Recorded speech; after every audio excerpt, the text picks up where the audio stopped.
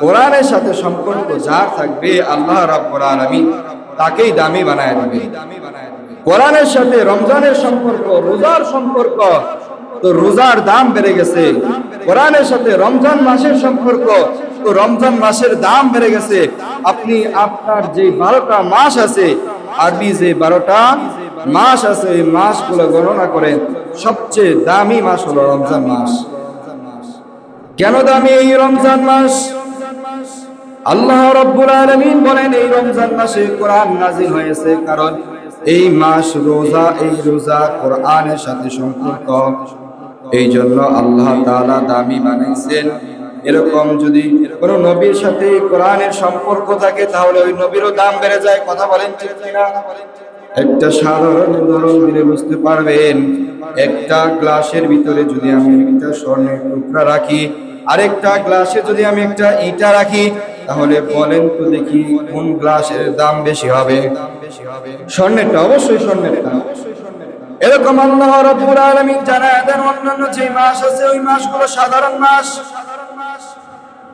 আল্লাহ রাব্বুল আলামিন এই রমজান মাসে কোরআন নাজিল করেছে। এই কোরআন এই মাসে নাজিল হওয়ার কারণে এই মাস দামি হয়ে গেছে।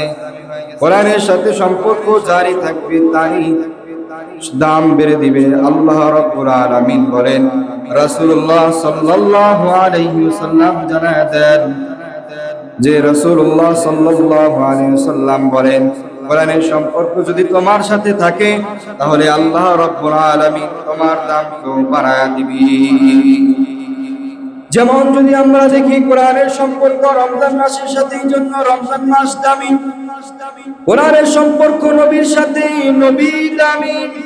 কোরআনের সম্পর্ক যদি ফেরেশতার সাথে থাকে তাহলে ফেরেশতা দামি। ফেরেশতা কেমন দামি? হযরত জিবরাইল আলাইহিস সালাম কোরআনের বার্তাবাহক। কথা বলেন ঠিক কিনা? আল্লাহ রাব্বুল আলামিন লাউহে মাহফুজ থেকে একেবারে কোরআন নাযিল করে এই রমজান মাসে প্রথম আসমানে দিয়েছে। আর ঘটনা ক্রমে ক্রমে ক্রমে ক্রমে 23 বছরে আল্লাহ রাব্বুল আলামিন এই নবীর কাছে এই কোরআন পাঠাইছে। সুবহানাল্লাহ। এই জন্য মুহতারাম হাজিরিন, কোরআন এর সম্পর্ক যার সাথে থাকবে সেই দামি হয়ে যাবে। মাসের সাথে তো মাস দামি, নবীর সাথে তো নবী দামি। তো আপনার আমার সাথে যদি কোরআনের সম্পর্ক থাকে, মুহতারাম হাজিরিন, আপনার আমার দামটাও আল্লাহ রাব্বুল আলামিন বাড়ায় দিবেন।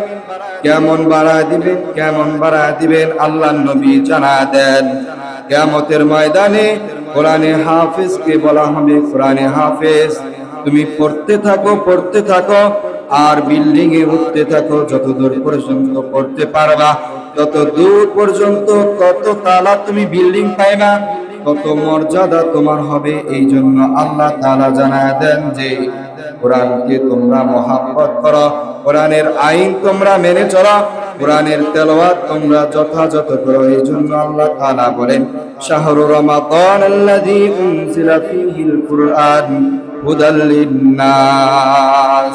আল্লাহ রাব্বুল আলামিন এই রমজান মাসে কোরআন নাযিল করেছেন। কেন নাযিল করেছেন? মানুষের হেদায়েতের জন্য। মানুষ যদি এই কোরআন থেকে তাফসীর শুনে, এই কোরআন থেকে ব্যাখ্যা শুনে, এই কোরআনের পথে চলে আসে, তাহলে সে আর সুদের দিকে যাবে না, সে আর ঘুষের দিকে যাবে না। এই জন্য বলা হয়েছে কোরআনের আইনকে মেনে না। কোরআনের আইন যদি আমরা মেনে নেই, কোরআনের সাথে যদি আমার আপনার সম্পর্ক থাকে, তাহলে যেরকম নবীর সাথে সম্পর্ক কোরআনের, এই জন্য নবীর দাম বেড়ে গেছে। মাসের সাথে সম্পর্ক, এই জন্য মাস বেড়ে গেছে, মাসের দাম বেড়ে গেছে।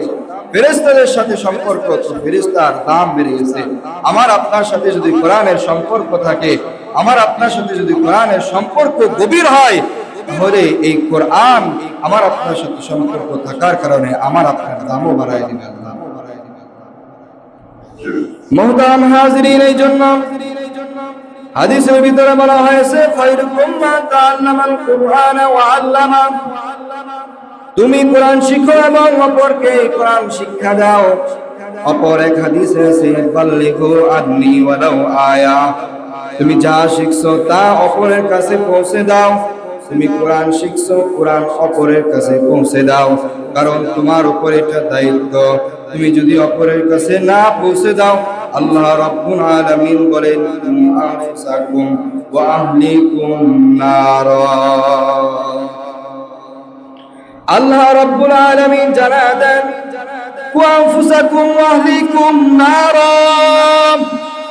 তুমি কেন একা একা জাহান্নামের আগুন থেকে বাঁচবা? তোমার আহাল পরিবার যারা আছে তুমি তাদেরকেও জাহান্নামের আগুন থেকে বাঁচাও। তুমি একা একা আমল করে জান্নাতে চলে যাবা, কোনো সুযোগ নাই। তোমার পার্শ্ববর্তী যারা আছে, যারা বদ্দিন আছে, বেদিন অবস্থায় আছে, তাদেরকে দ্বীনের দাওয়াত দাও।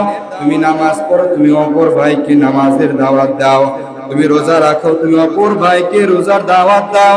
তুমি নামাজ পড়ো, তুমি ইবাদত করো, যাই করো, ভালো কাজ করো, অপর ভাইকে ওই ভালো কাজের উপদেশ দাও। তাহলেই তুমি ওই কাতারে পড়বা আনফুসাকুম ওয়া আহলিকুম নারা। প্রত্যেক দায়িত্ববাহী আল্লাহ রাব্বুল আলামিন কিয়ামতের ময়দানে জিজ্ঞাসা করবে যে তুমি তো এই মহল্লার দায়িত্বে ছিলা, তুমি তো এই পরিবারের দায়িত্ব ছিলা, তুমি তোমার কি হক আদায় করেছো?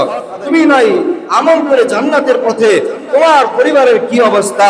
তোমার পরিবার তো পর্দা করে নাই, তোমার পরিবার তো আল্লাহ তাআলার রুকু সিজদা করে নাই, তোমার পরিবার তো আল্লাহ তাআলার দেখানো পথে চলে নাই। তুমি চলছো, তোমার পরিবারকে কেন হুকুম করো নাই? ওই দিন আল্লাহ তাআলা যখন জিজ্ঞাসা করবে তখন কোনো উত্তর থাকবে না।